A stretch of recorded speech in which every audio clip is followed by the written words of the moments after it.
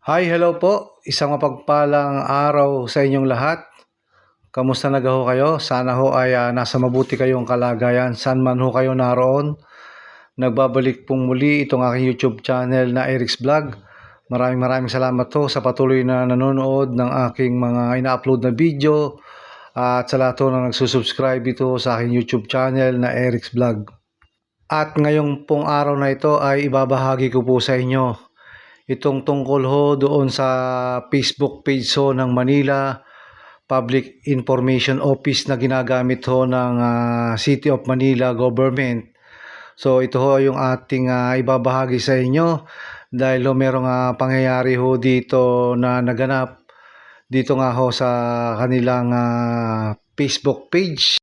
At ito nga ho ay may kinalaman ho doon sa sinasabi ho nila na FB page hostage. So ito ho yung ginagamit ng city government ho ng City of Manila sa pagpapakalat ho ng impormasyon sa kanilang Facebook page, sa kanilang mga nasasakupan ho dyan ho sa lungsod ng Maynila. Ang pagkakaalam ho natin dito ho sa kanilang FB Facebook page ng City of Manila, ito ho ay dati na rin ginamit ho noong unang umupo bilang alkalde ho ng City of Manila. Itong nagbabalik ho na alkalde ng lungsod ng Manila na si Mayor Isko Moreno Dumagoso. So ito ho ay ginamit na noon at pagkatapos ho niya ay ginamit ho ito ng dating mayor ho na si Mayor Hani Lacuna. Subalit ngayon hong June 30, 2025 nung pag-upo ho niya ay hindi ho ito na i-turn over ng maayos ho sa kanila. Dito nga ho sa grupo ni Mayor Isko Moreno Dumagoso, kaya siya ho ay nagbigay ng direktiba sa city official na formally ho sumulat sa Meta nang sa ganun ho ay ma-regain nila ho yung pag-control dun ho sa FB page ho ng Manila Public Information Office. Ang nangyari ho kasi itong kanilang Facebook page ng Manila Public Information Office ay hinahawakan ho ng dati pa ring mga empleyado simula pa ho noong June 30, 2025.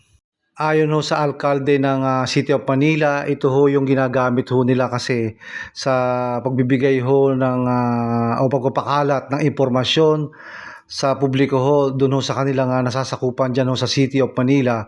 At ang pangalawa ho nga sinabi niya rito, ito ho'y ginagamit para ho sa pagpapakalat din ng impormasyon lalo na ho sa oras ng krisis tulad ho ng pagbaha, mga sunog at iba pa hong mga kalamidad na nangyayari ho. So ito ay napakahalaga para ho sa alkalde ng Maynila na si Yorme Isko Moreno Dumagoso. Dagdag pa ho niya na sinabi dito ay ito daw ho Manila Public Information Office FB page ay isang government property at hindi ito para gamitin sa politika. Yun ho ang pahayag nitong nagbabalik ho na alkalde na si Yorme Isko Moreno Dumagoso. Ayon ho sa City Government ho ng Maynila, ang last video ho ng MPIO o ang Manila Public Information Office ay naganap ho noong June 30, 2025, alas 11:04 ho ng umaga. So ilang minuto na lang ho at uupo na ho ang mga bagong opisyalis ho o ang mga elected City of Manila officials ng alas 12:01 ng hapon. So yan ho ang nangyari at noon ho ay hindi pa rin tinaturn over sa kanila ang kanilang ginagamit na Facebook page ng MPIO. At ito hong nagdaang July 17, 2025 ay napilitan na po ang Manila City Government na mag-create ng bagong FB page. Ito ay tinatawag nilang City Government of Manila. At dito ay makikita natin na 281,000 na ho ang followers nitong bagong FB page na ginawa ho ng City Government ng Maynila dahil nga ho sa hindi ho pag-turnover ng dati nilang Facebook page. At ito nga hong nakalipas na August 8, 2025 ay nagpahayag ho ang City Government ng Manila na kanila hong na-regain na o na nakuha na ho nila yung control dito ho sa dating FB page na hinostage nga ho ng mga empleyado ng nakaraang administrasyon.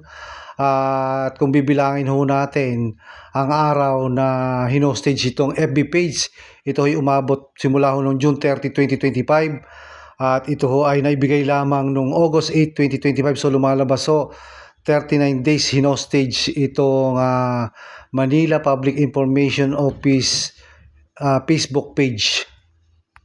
At ang nakita ho natin dito, pagka-regain ho nila ng kanilang FB Facebook page ng Manila Public Information Office ay kanila din hong kaagad pinalitan ang logo ng dating Facebook page ng Manila Public Information Office. So ito ho, panoodin ho natin yung bagong logo ho ng Manila Public Information Office FB page.